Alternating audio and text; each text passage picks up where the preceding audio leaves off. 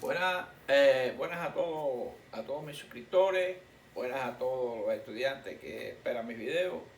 En el día de hoy vamos a estar tocando un tema muy interesante, un tema que también se maneja muchas veces, un tema popular, que sería el trauma acústico por lo que es el barotrauma o ruido extremo. Como es lógico, como ya vimos en el tema anterior, vimos lo que se trata del oído, su anatomía, algunas anatomías aplicadas. Vamos a ver en el día de hoy exactamente este tema muy interesante, porque ya se sale prácticamente de los traumatismos que pueden haber del oído a nivel con ruido normal, a nivel de lo que es el nivel del mar, las presiones normales o temperaturas normales.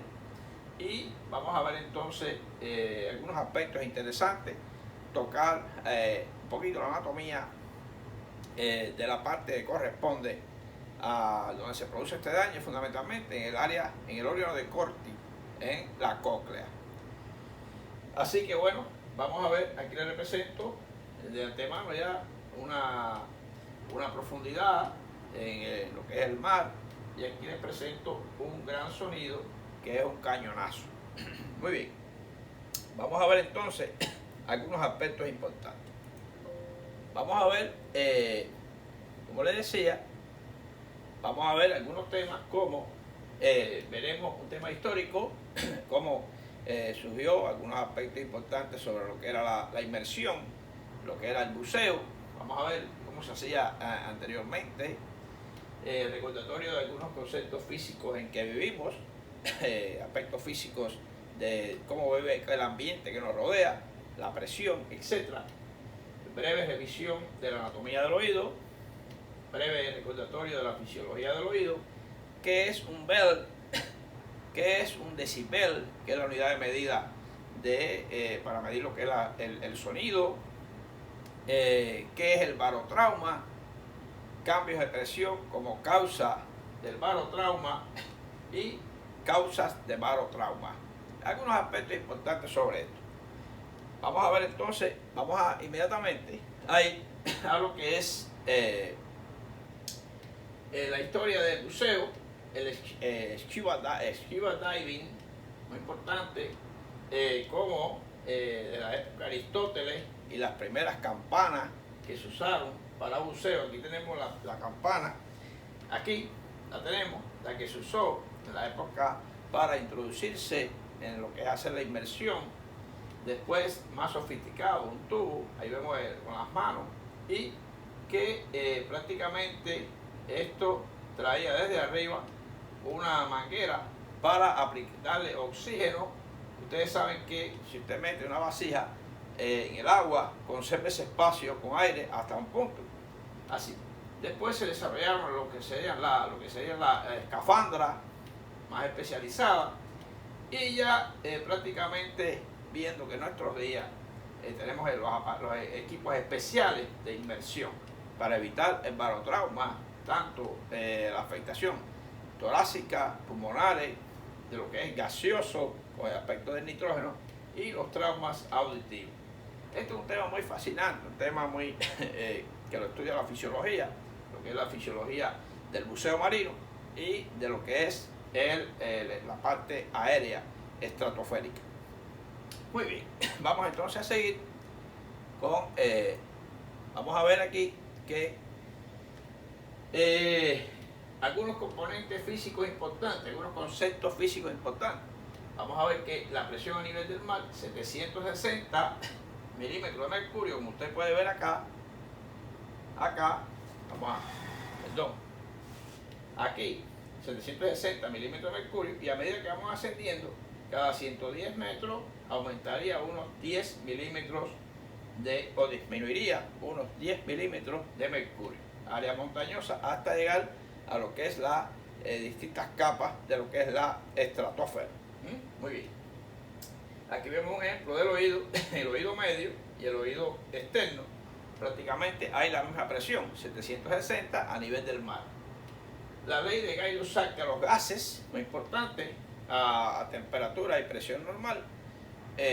¿Cómo varían las presiones? Vamos a ver la fórmula un momentico nada más por encima de Gay-Lussac, cómo estas presiones influyen en las cámaras cerradas, en nuestro cuerpo, aplicadas a nuestro cuerpo. Nuestro cuerpo es un cuerpo físico. Presión en el oído externo y oído medio, y variación de la presión en alturas y profundidad. Aquí vemos un ejemplo de un piloto que a veces varía las alturas constantemente, un cosmonauta o una inmersión del buceo marino. Muy importante. Son ejemplos y algunos ejemplos que les pongo de aspectos físicos que son interesantes conocer. Todo médico debe conocer. Yo sé que existen las superespecialidades que se dedican a profundizar más en estos aspectos, y entonces profundizan más en los fisiólogos, etcétera, los clínicos que pueden recibir un caso a veces con este problema auditivo, los otorrinos. Muy bien, vamos a seguir un poquito más adelante. Entonces vamos a ver que recordar que la ley física de los gases, esta es la fórmula fundamental de 1802. Gay-Lussac estableció una serie de variables que era lo que es la temperatura a TPN, como se dice, a TPN, que la presión 1 sobre T1 es igual a presión 2 sobre T2. La temperatura es inversamente proporcional a la presión. A menos temperatura, lógicamente, a menos temperatura, menos presión, y así. Y a mayor temperatura, mayor presión, porque se establece que, fíjese cómo, y el volumen varía, la presión aumenta y el volumen disminuye. Cuando aumenta la presión, el volumen, lógicamente, el volumen disminuye, pero lógicamente aumenta el punto de ebullición. Lo contrario, cuando hay menos presión, prácticamente el punto de ebullición baja. El agua a una presión casi cero puede ebullir a los 35 grados. Y a una presión a nivel del mar, ustedes saben que ebullir a los 100 grados, la ebullición del agua. Y así se hizo experimentos en las campanas, y esta ley de Gay-Lussac de física estableció muy bien esta fórmula.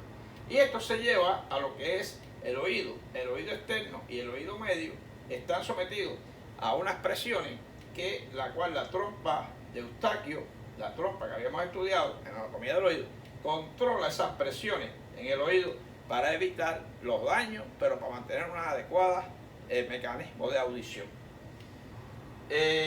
Gases que se relacionan con la presión y la temperatura y el volumen constante, que es lo que se le llama ATPN. Muy bien, esta es la fórmula, la pueden revisar. Recuerden que los estudiantes en la primera etapa estudian física y estudian matemática, porque a veces dicen, bueno, yo voy a ser médico, ¿para qué voy a estudiar? Pero es que el médico bien formado no es que va a ser físico, o no es que va a ser químico, o no es que va a ser matemático, pero hay conceptos importantes de estas asignaturas, de estas subjects, como se le llama, que las necesita como base para poder entender muchos fenómenos clínicos. Vamos a ver entonces lo siguiente. Aspectos interesantes de la anatomía y fisiología del oído. Habíamos visto que este es el oído, vamos a unos aspectos por arribita, y nos vamos a centrar después en lo que es la cóclea, que es el tema fundamental de hoy, donde se produce el barotrauma o los ruidos, el barotrauma por presión o el ruido extremo. Vamos a ver que existía un oído externo, un oído medio y un oído interno. El oído externo, donde entraban las ondas sonoras, movían lo que se llama un tipo de frecuencia, movían la membrana timpánica, esta movía los huesecillos y a la vez el estribo impulsa lo que es a través de esta rampa vestibular en la endolinfa, que va girando en diferentes frecuencias, como usted ve, los hertz, o también que entonces se medirían después en decibeles, vamos a ver eso después, y la rampa vestibular llega al helicotrema y de ahí baja por la rampa timpánica hasta la ventana redonda, que estaría ubicada aquí abajo. quiere decir que el movimiento de la linfa, de la perilinfa, que va a producir movimientos de las ondas que produce en lo que es esta membrana que es vestibular, va a estimular la membrana que es basilar, y ahí van a existir lo que se llama los cilios, que van a captar en esta membrana tectorial los tipos diferentes de frecuencia auditiva, y ahí entonces va a valorar de acuerdo a la impulso nervioso que se produce a través del nervio, las periféricas, los axones periféricos del órgano de Corti o del ganglio espiral. Aquí estas neuronas que son bipolares va a través del nervio coclear a núcleos que hay en el tronco encefálico. Esto es un resumito porque recordar que el daño se produce cuando extremos sonidos o variables de presión afectan la membrana timpánica y afecta lo que es el mecanismo de engranaje de los huesecillos en el oído medio, y va a producir entonces el daño, y ahí viene entonces o la sordera o los malestares que vamos a ver seguidamente. Aquí, como les digo, es como si esta partecita de aquí sería, esta partecita de aquí es esta, por ejemplo, esta pequeñita sería como esta de aquí. Entonces tenemos que tenemos la rampa vestibular, como les digo, el conducto coclear, que es, el conducto coclear es ese azulito que usted ve ahí, ese azulito, y por ahí viaja la endolinfa, dependiendo de la frecuencia del ruido que nos llega, o el tono, el tono y la potencia del sonido, se va a producir o no esta onda, y oímos más, oímos menos. Más adelante vamos a ver la escala exacta de sonido que podemos escuchar. Muy bien, esta es la idea fundamental. Recordar que el oído medio, no vamos a estar hablando, ya vimos un video anterior con todas las características anatómicas del oído, etc. Los músculos que participan, hay un tensor, hay un músculo tensor del mango del martillo, de la membrana timpánica, inervada por el trigémino. Hay un tensor del estribo, inervado por el facial, el nervio estafilino.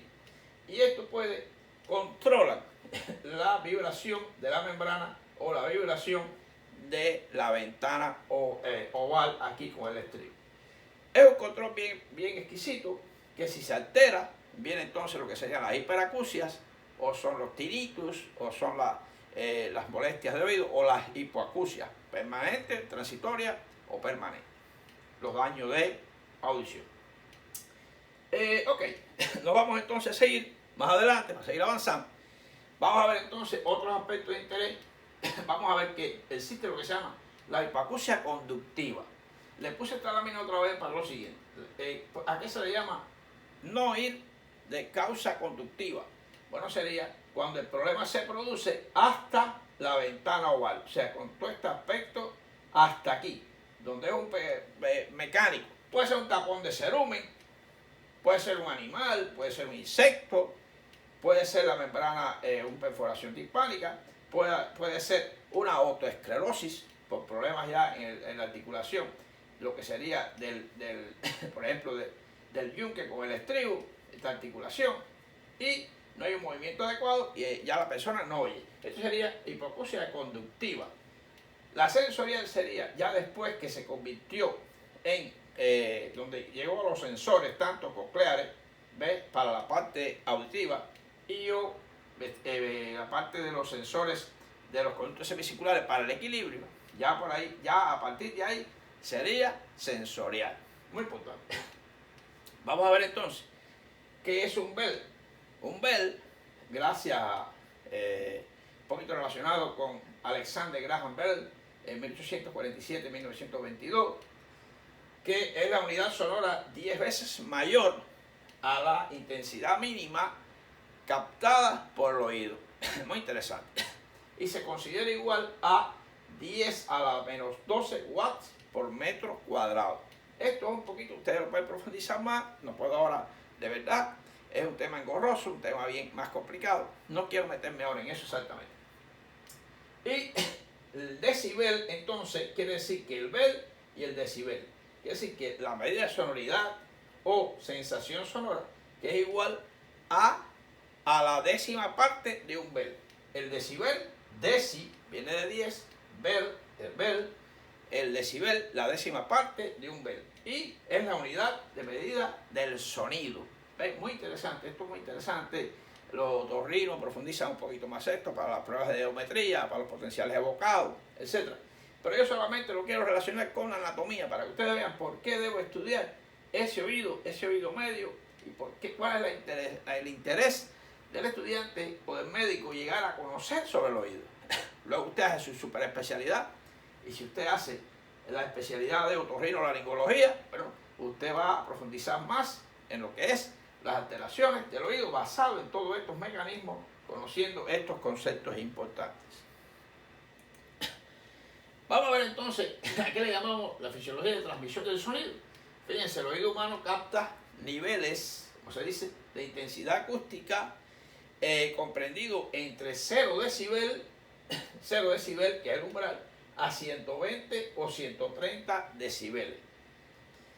Vamos a ver después la escala, ¿qué estamos hablando? ¿Ven? Recordar que tiene mucha relación con el bel. Ahora, fíjense que cuando aquí tenemos el estribo, que de acuerdo al mecanismo de los huesecillos que le produce, se produce una onda que va por la rampa vestibular, al llegar al helicotrema, gira por la rampa timpánica y choca con la ventana redonda. ¿Ven? Esto sería una perilinfa. Y aquí estaría la rampa media o el conducto coclear, que es está aquí. Y estas ondas estimulan la membrana basilar, que está aquí. Y esa membrana basilar, ahí están las células ciliadas, los cilios aquí, que captan en esta membrana tectorial donde se inicia lo que es el nervio coclear, la parte más periférica, y con neuronas bipolares, como decimos, y ahí capta lo que es lo que lleva el impulso en forma de electricidad sonora. Prácticamente entonces hay una transformación de la energía mecánica en impulso nervioso que va a través del nervio coclear. Eso es una belleza. Eso es una curiosidad anatómica que yo quiero que ustedes la profundicen, la estudien después, los interesados en estos temas, en qué cosa es la audición, qué es un trauma, etc. Porque esto lo vamos de preámbulo, porque si no, no se va a entender el tema. Muy bien, ok. Recuerden lo siguiente, les digo, el oído humano, porque existe, por ejemplo, el elefante, el perro, que tienen una curiosidad de audición, que captan ultrafrecuencias, frecuencias más altas que el oído humano no las capta. El oído no está adaptado solamente para una serie de frecuencias auditivas, frecuencias de sonido que son capaces de mover el estribo, pero no mueve la rampa media, no mueve los cilios y no escucha ese sonido. Ok, tono y sonido, dos conceptos importantes. El tono se mide en Hz, Hz, que es normal para el oído, sería de 20 Hz. El sonido se mide en decibelios, muy importante, y decibelios, eso es casi lo mismo que la tecla del órgano, la tecla mínima más baja de los tubos de una iglesia. De los tubos, la tecla mínima, ese sonidito que usted canta, eso prácticamente es 20 hercios. Este es el concepto de bel, que ya lo vimos, que es prácticamente la décima parte mayor, la décima parte de lo que puede oír el oído humano, y el decibel, que es 10 veces el bel. Y eso lo habíamos visto en los conceptos anteriores, que ustedes pueden ir atrás en el video y revisarlo prácticamente. Decibelio como unidad de medida. Bueno, en la audiometría detallada, la audición es normal si uno puede escuchar, como se dice, los tonos entre 250 a 8000 Hz. Fíjense que esto esta es la escala de decibelio, ¿ven? Prácticamente de 250 a 8000 Hz. Fíjense que eso no cae en lo que es la ultrafrecuencia, prácticamente, o 25 decibelios. Eso prácticamente, una audiometría sería un poco normal. Ahora, en la escala que tenemos acá, en una audiometría, tenemos, por ejemplo, en este caso, de 60 a 90 decibelios. Si usted está entre 65 y 80 decibelios, sería aceptable, y de 70 a 75 satisfactorio. Bien, perfectamente. Ahora, hay sonidos que superan los 90 decibelios, provocando entonces una frecuencia tal en la membrana basal que puede romper cilios, romper células y producir lo que se llama la sordera o el trauma acústico. Muy importante. Ya sea por presión o ya sea por ruidos estruendosos que no podemos aceptar en nuestro oído. Depende en esto una variable que es importante, el tiempo. No es lo mismo estar oyendo 3 disparos de cañón o un disparo de cañón, ya pasó, o estar en una guerra durante disparos de cañón durante 2 días. No es el mismo daño del oído. El tiempo es una variable muy importante en este caso. Vamos a ver entonces la escala de decibelios, como les decía. Miren qué interesante. Va desde 20 decibelios, que es el cuchicheo, como se dice, entre 2 personas, esto es lo que podemos captar, y de ahí va aumentando. Fíjense cómo pasa a lo que es el ruido de una refrigeradora, una música, ya estamos aquí por 60 decibelios, el ruido de un carro que está entre 70 decibelios aproximadamente. Ya a partir de ahí miren cómo se pone en rojo, porque ya molesta un poquito al sonido. 90 decibelios,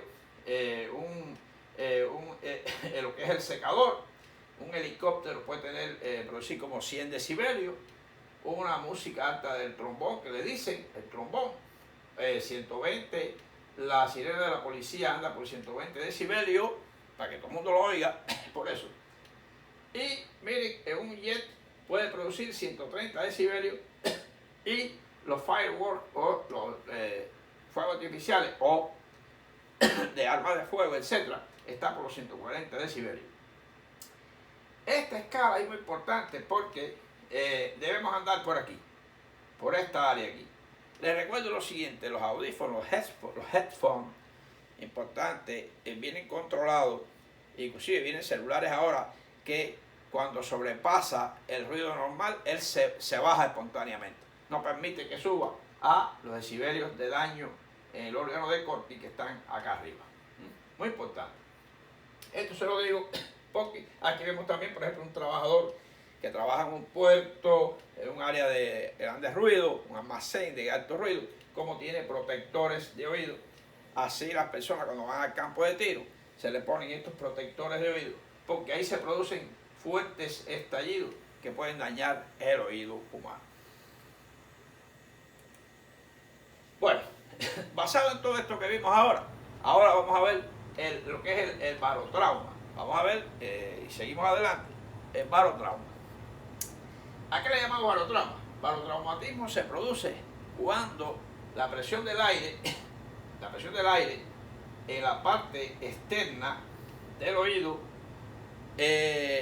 no coincide, fíjense, la presión del oído medio no coincide con la parte externa. Muy importante, y impiden que el tímpano, esta membrana timpánica, vibre normalmente en la escala de tiempo. Si es un momento que te produce, no hay problema, pero si es continuo durante minutos, horas o días, puede sí afectar lo que es el órgano, la transmisión del sonido en el oído medio, puede afectar la función de los huesecillos e inclusive llegar a dañar lo que es el órgano de Corti, como ya lo habíamos visto anteriormente. En este caso sería por las alturas, ahí vamos en un avión, y o la inmersión en la profundidad. Baja presión, o sea, alta presión o baja presión. El problema es que trae una desconformidad en la presión externa e interna. Hay un balance que es controlado por las presiones de aire que entran por la trompa de Eustaquio, que viene de la nasofaringe. Esta es la trompa de Eustaquio, o la fanicotimpánica que se llama, que controla la presión en el oído medio. Muy bien, esto viene todo como el barotrauma por cambios de presión y el tiempo de exposición. Ahí está, como les pongo los 2 ejemplos. Aquí vemos un ejemplo de 7.15 en el oído medio y 7.2 en el oído externo. Ahí la membrana lógicamente tiende a irse en sentido a lo que es hacia afuera, y prácticamente provoca lesiones en el oído con aumento de la presión en la ventana oval y aumento de la presión o de distorsión en lo que es la rampa del conducto coclear y el órgano de Corti, todo eso. Por eso les pongo ejemplo de la inversión, las alturas para los cambios de presión en cuanto a barotrauma. Vamos a ver entonces, se produce que la presión del aire, el oído medio y la presión del aire del ambiente no coinciden. La trompa de Eustaquio, que regula la presión, puede, pero es tanto la presión que se produce, por ejemplo, en el caso de ascenso, miren cómo las presiones van del oído medio, tiende a como a explotar, a una explosión. Y en el caso de la profundidad, como que las presiones externas son mayores, tienden a hacerse contra el oído medio. Ya fue. Muy importante ese ejemplo. Y todo esto trae consigo la alteración de la membrana timpánica, de los huesecillos y del órgano de Corti. Aquí vamos a ver entonces ahora, vamos a ver qué presión exterior disminuida en el ascenso. Vamos a ver qué ocurre. Lógicamente, miren qué pasa. Cae la presión en el ascenso. Por eso es que usted siente como, en el caso, por eso es que cuando subimos al avión, le brindan usted debe llevar chicle o una caramelito, para cuando usted traga, la trompa de Eustaquio controla la presión y le ayuda. Usted ve que usted no oye, se siente como tupido, como que está como que no oye, se cae la audición completa en ese momento. En el caso de un descenso brusco, ya sea del avión o la presión exterior aumenta, aumenta. ¿Y qué pasa entonces?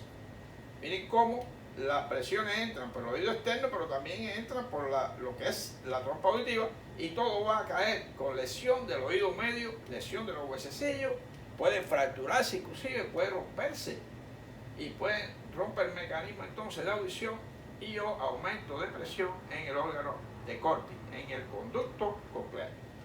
Eso es interesante, es un tema interesante, ustedes lo pueden profundizar un poquito más después. ¿Ven? Bueno, ¿qué puede causar barotrauma? Bueno, el barotrauma, el oído también puede ser producido lo siguiente: el buceo, pues lógico, le había dicho, cámaras hiperbáricas. Ustedes saben que la cámara hiperbárica es un tratamiento que el paciente es sometido a concentraciones 100% de oxígeno, pero con 2 atmósferas de presión. ¿Qué quiere decir? Que esto también puede afectar. Se le pone todo el cuidado, la protección, pero ahí está sometido a doble presión dentro de esa cámara, ese tubo. Es como si hubiera bajado a las profundidades del mar. ¿Ven? Cámara hiperbárica. Explosiones cercanas como en la zona de guerra. En el caso de explosiones de cañón, puede provocar lo que se llama el barotrauma. ¿Qué cuadro clínico tendría? Bueno, hay dos cosas importantes, le había hablado ahorita. El cuadro clínico del barotrauma, sobre todo el que es por inmersión, podemos tener, si se produce por inmersión, hay una narcosis de nitrógeno, porque el nitrógeno se gasifica, ¿ve? Por encima de los 30 metros a 100 pies de profundidad, y sobre todo si se hace bruscamente este cambio, no da tiempo a disolver este gas de nitrógeno. Hay alteraciones neuromusculares que se producen y alteraciones a nivel alveolar, a nivel pulmonar y a nivel cerebral también. Puede haber embolia cerebral, embolia gaseosa. Fíjense, las embolias pueden ser gaseosas, pueden ser grasosas y pueden ser por coágulos, las embolias.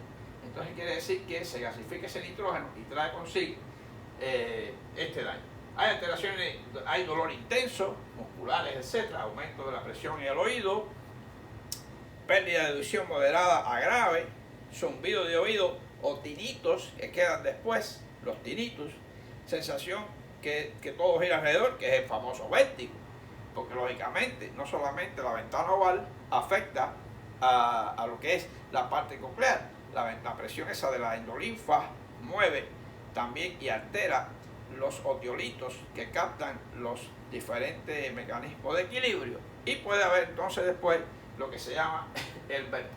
Y sangrado de oído, la otorragia. Bien, sangrado de oído. Bueno, tenemos entonces el trauma acústico. El trauma acústico es un poco parecido, pero con ruidos extremos.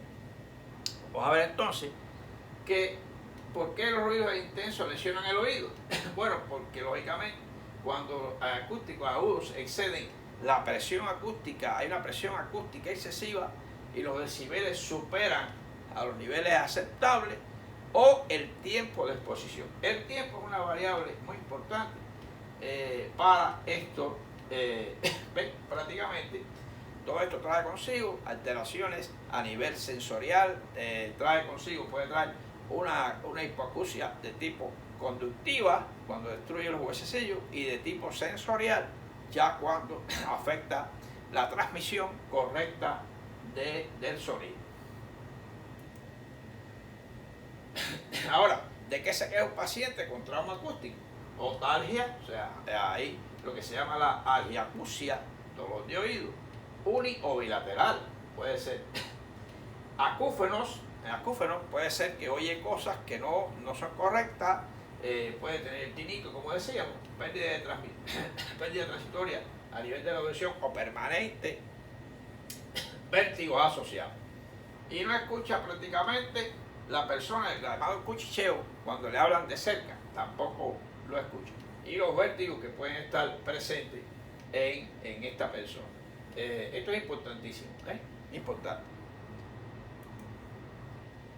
Las pruebas de audición que podemos hacer, bueno, están las pruebas de audiometría, están los potenciales evocados y la audiometría, que todo esto son escalas, se hacen pruebas de oído, bien una cámara hermética, y se hacen diferentes tipos de cualidades de frecuencia, de audición, los decibeles, sobre todo la parte de sonoridad, con los hertz, etc. Y está la prueba de Weber y Rhine, o sea, sería Weber y Rhine. Estas pruebas son clásicas que forman parte del examen físico del neurológico de un paciente. Normalmente se lo hace a todo paciente con el diapasón, porque recuerden que estábamos hablando de los hertz. El diapasón, cuando vibra, emite ondas y son catalogadas como hertz, se miden hertz. Y por eso se pone la parte más verte arriba y se hacen pruebas si se lateraliza al oído,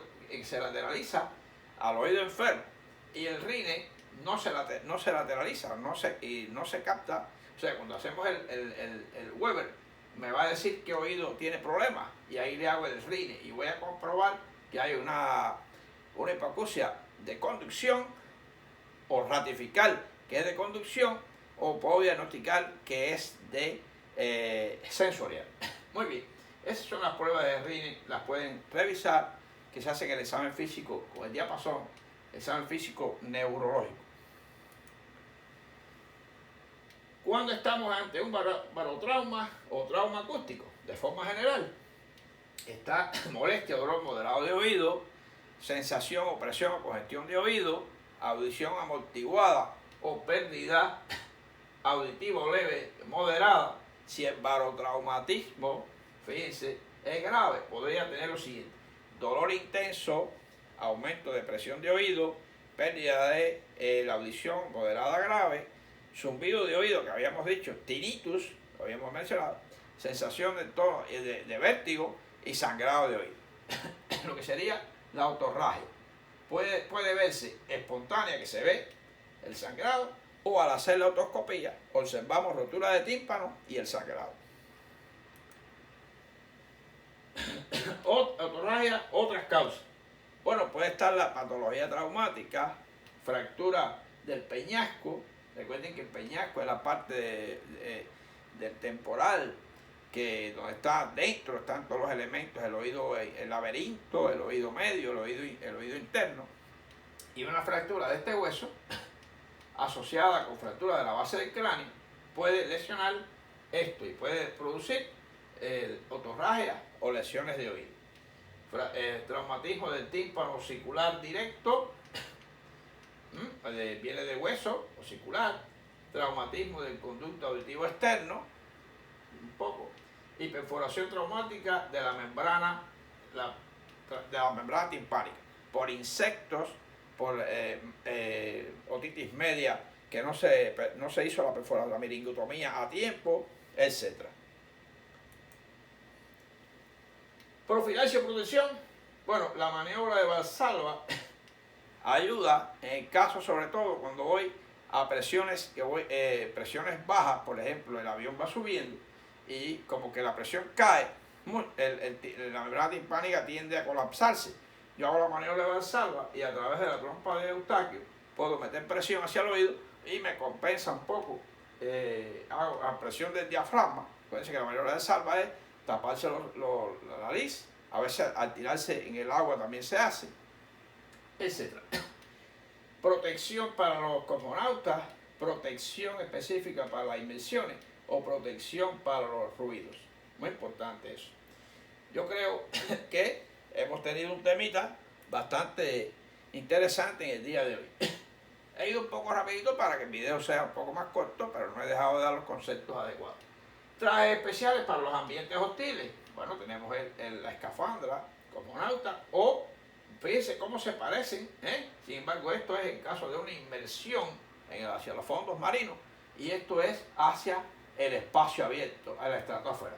Y se parecen enormemente para equipos especiales para la presión. En este caso, aguantar las presiones externas y en este caso, soportar la ausencia de presión. Fíjense qué interesante. Y esto para los protectores auriculares protectores para los ruidos que se producen en los donde está hazard en cuanto a ruidos, etcétera, para la protección ambiental, para la protección de los oídos. Bueno, pues nada, aquí les presento una cosa muy interesante. Gracias por la atención. Hemos visto un tema muy interesante. Como siempre le digo a todos estoy hablando, pero sé que ustedes van a ir leyendo a lo que está ahí, pero yo se lo voy ahora más o menos a comentar. Muy interesante ese diálogo entre una alumna y un profesor. Le digo a los suscriptores que muchas gracias por seguirse preocupando por el canal, por mis clases. Yo sé que todos entran. Hay un % alto que quizás esperan otros temas. Ok, estoy de acuerdo con eso. Porque quizás cuando dé la parte de tórax va a haber una gran cantidad de los suscriptores que a esos temas les va a llamar, a otros que es músculo, otros que les gustaba más lo que es la neurociencia y así. Pero bueno, el canal es variado dentro de la medicina. No obstante, le digo que compartan siempre la campanita, etc. Bueno, les digo lo siguiente. Esta es una alumna que viene al profesor y le dice: saludos, profesor, ¿cómo puedo aprender más? Eso es interesante porque el alumno siempre tiene la preocupación de que estudia y cree que no aprende. Yo digo que sí, que el estudiante va aprendiendo por experiencia propia. Tú vas llenando esa cajita de conocimiento, ese baúl, tú lo vas llenando y crees que no, pero un día salen, un día cuando tú logras integrarlo, salen esos conocimientos. Y entonces le preguntó, y el profesor, tranquilo, ¿ve?, le dice: aprender es sinónimo de estudio e investigación. Nuestra formación está en el presente. ¿De qué manera? Ser más responsable para ser mejor profesional. Ahí le dijo importantes palabras como estudio, investigación, responsabilidad, y la formación depende de eso fundamentalmente, porque ella quería aprender más. Aprender más influye. Esto tiene consigo esfuerzo y tenacidad, y que te guste, y querer ser mejor profesional. No es para ser mejor profesional, sino que tú tienes que ser mejor profesional en la medicina para poder tratar con seres humanos. Pues nada, me despido, sigo con ustedes en un próximo tema sobre un tema interesante del oído, y después seguimos adelantando en nuestra anatomía, cabeza y cuello.